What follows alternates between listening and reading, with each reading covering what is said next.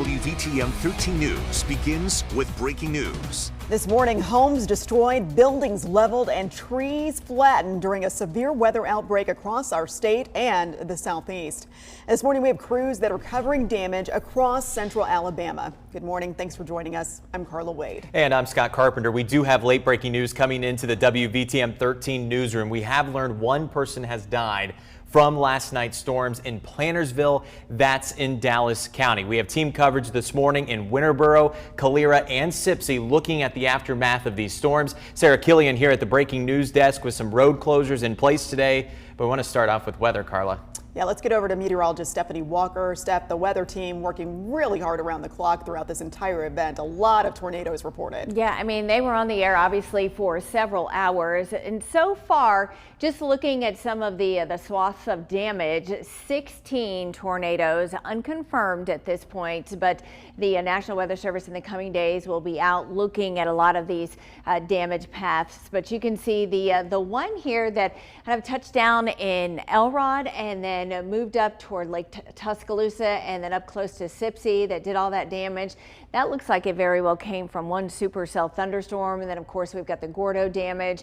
We've got the tornado that started in Dallas County and into Chilton County and then over into Talladega County that did the damage there to the high school. So there are several areas, obviously, to investigate. But so far, and again, this is unconfirmed, this number could go down a bit or come up a bit. But it looks like 16 tornadoes in central Alabama. We're in the 50s this morning to start the day. We've got 57 in Coleman. The sunshine is out, 59 Birmingham there. So we're quiet today. Tomorrow the weather is going to be a little bit cooler. Highs only in the 60s today. And then we're frosty cold in some spots tomorrow morning with a high close to 61. Sarah?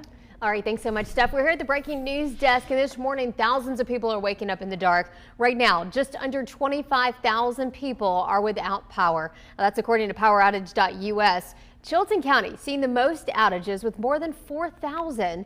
Those numbers, though, the good news, they have been dropping all morning. Alabama power crews hard at work through the night into this morning, trying to get the power back on for folks. We also have some roads closed to tell you about because of storm debris. I want to get to those real quickly. Let's start down here in Shelby County. Taking a look here at those numbers, we are seeing an area closed there in Calera. That's where that tornado came through last night. Let's get to that there on Highway 31. This is at Whippoorwill Lane, right on Highway 31 near downtown Calera.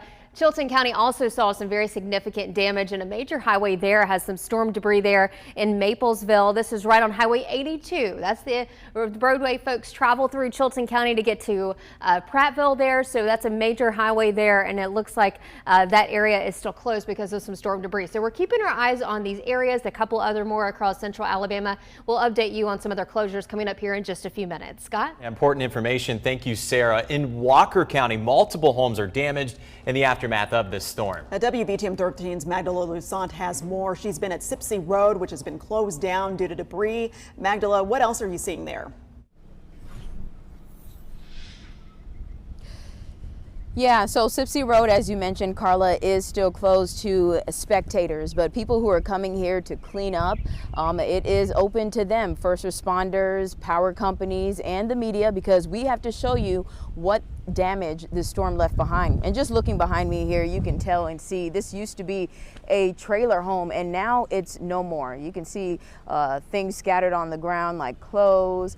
We even see here, Jason Bradley, if you could pan to the left, looks like this is a bathtub that's at the bottom of this tree stump here, and that's a really, really big tree. So that goes to show you just how strong the winds might have been out here and what it threw around on Sipsey Road. Now, while we've been out here, we've met some people out in the community who are embracing those who have to clean up this morning. We met some church members who are handing out sausage biscuits and water to people who live out here. And we saw some of the damage as well, very close damage. We got to see eye to eye with the fire chief, who had a chance to show us some of that damage. He's been driving around this morning, looking at it, speaking with county EMA, and going through the neighborhoods to make sure that people are okay. Just listen to what he had to tell us. We had one guy hit a tree, ended up getting transported to the hospital, but far as the homeowners, no injuries, they all took heed to getting to the storm shelters in time. Yep. I had about 150 people in there yesterday. Wow. So that's a good thing. People Yes. took the warning seriously, Yeah. and thank goodness and thank God no fatalities in any of this, right? Yes, correct. All right. So how do you feel? I know it's a long road to recovery now. I've been out here all night with them, so I had no sleep. It's just gonna take us some time now.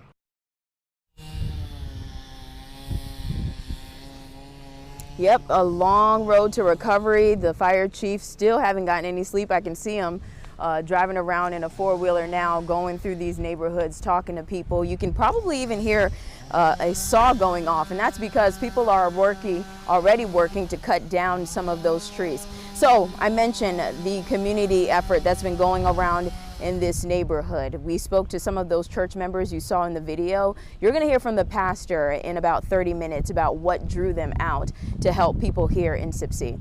I'm Magdala Lusant, live in Sipsey, WVTM 13. All right, thanks, Maya. Our time right now is 9:06. We want to head to Talladega County now. That is where a high school suffered just a great deal of damage. Yeah, WVTM 13's Maya Caleb live outside Winterboro High School, where a bus actually landed on top of the school there, Maya. Yeah, Scott, Carter, you can see that bus right over here. We're not able to get as good of a view as we were earlier because we've had to move, and some crews have started to arrive to assess some of the damage. We have no idea how long that bus is going to be on top of the school, but that's not the only damage that you can see. You look over here and you can see that the gym has completely been torn up through the tornado that passed through this area. You can see all the way through to the other side, and there's other parts of the school that have been damaged as well. You can see those two crew members are over there just preparing to assess all this damage and see what can be done next. But I do want to take you guys across the street to look at this cemetery that was also damaged last night. You can see there have been a lot of tree limbs that have fallen down. Crews have been out here all morning trying to clear some of this debris out of the way, and even going to this side of the church, we can hear some crews working with their saws to try to clear more of this debris. But as you can see, the church perfectly intact, nothing happened to it besides all of the damage that is going around. We did speak with one resident who said that in a matter of 30 seconds all of this happened. The tornado came and went as fast as you could blink, and we'll have more information from her and from officials coming up later on. Live in Winterboro, Maya Caleb, WVTM 13. And Maya, thank you. Big storm there. I want to go to Calera. Take a look at this. An RV lot has been badly damaged there. You see a trailer overturned on its side. There were also broken fences and damaged homes. WVTM 13's Emma Owen has been driving around throughout that area all morning long in Storm Command. Emma, what kind of damage have you seen so far there? Well, Carla, like you mentioned, we've been driving around Calera throughout the morning, and here along 14th Street, this is right near City Hall, it looks like this road really received a lot of damage. So just down the street from where we are, trailers were damaged, one even destroyed, and then right next to us, where I'm sitting in the car right now in Storm Command, a building with several local businesses received a lot of damage. We're talking broken glass windows, broken doors, things like that. And then I want to show you, we've seen a lot of fallen trees here in this area as well. So this is a live look from our Storm Command cameras. You can see people are hard at work working to clear a fallen tree. So I want to tell you, this happened obviously last night during these storms. A tree fell, and those cars you're seeing, they were narrowly missed by the tree. I'm talking maybe 1 or 2 inches. So obviously these people who live there, they are very, very grateful that their cars were not damaged. Now, the man who lives there, Luis Ramirez, he says last night was scary, it was loud, and he says everything was moving around outside as the storms came through. Me, my daughter, my son-in-law, we go together at the same place and I stay with them and say, God, please protect us. But nothing happened inside, just outside the tree, all the things we need to repair. But we okay. Thank you so much, because God's taking care of us. course, we are so glad that family is okay, and others too, as the city of Calera says they have not heard of any injuries period from last night's storms. Of course, though, like we've been mentioning, there is a lot of damage here. So you're looking at some of the video of what we've seen along 14th Street today. Trailers, like I said, damaged, one destroyed. A tree also fell on the roof of a home. So we are hearing more reports of damage here in Calera. So we're about to head out in Storm Command and find some other locations. But really quickly, I do want to show you what we're seeing here. People have been in this shot throughout the morning. They've been volunteering and working. We've got local churches, we have local businesses who have been offering their services to get this area cleared up. So of course, we're so grateful for the community showing up for their neighbors. It's really been beautiful to see. Live in Calera, Emma Owen, WVTM 13. All right, Emma, thank you so much. Sarah Killian back here at the breaking news desk. We have some tragic news coming into the WVTM 13 newsroom right now. We have just learned a second person has died. Governor Kay Ivey telling us a person has died in Winterboro. Earlier this morning, we broke the death of a person in Dallas County in Plantersville. And we will continue to follow this all morning long right here at the breaking news desk. You can also stay up to date on the WVTM 13 app. Carla? All right, thanks, Sarah. We're also getting a closer look at the devastation that was caused by these possible tornadoes. You're taking a look at some video from the sky. This is in Gordo. From the air, you can see the path of debris that was left behind there. Strong winds knocking down trees and several buildings in that area. You also see that cattle there roaming around with no shelter. Perhaps their fencing destroyed there. This video shows just how intense these storms were.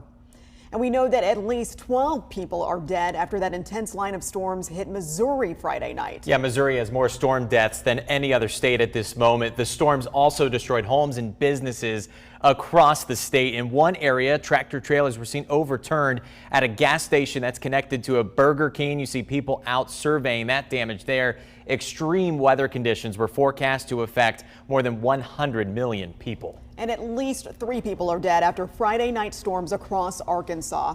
The Arkansas Division of Emergency Management reports 32 injuries in 8 counties.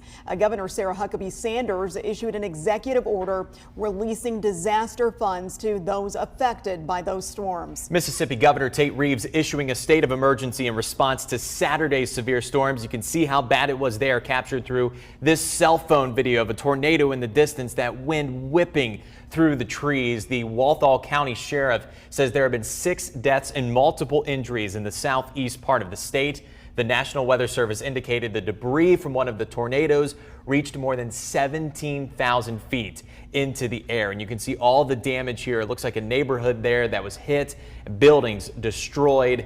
A very strong storm. We saw those storms across the southeast up into Missouri. And unfortunately, Steph, they had the perfect system to work with to make it extremely dangerous. Listen, I know yesterday was a long day, and I know a lot of us were not impacted, were not affected by the tornadoes yesterday. And for a lot, it was an inconvenience to have to wait it out. But boy, consider yourself lucky if you weren't impacted by one of those deadly tornadoes, and maybe lend a helping hand to some that were. Today, the weather's much quieter. Tomorrow as well. It's going to be cool, breezy winds. We'll see highs today in the mid, maybe even upper 60s in a few spots. Sarah? All right, I want to get to a couple of road closures here, starting in Walker County. This is where Magdala Luzon is this morning in Sipsey.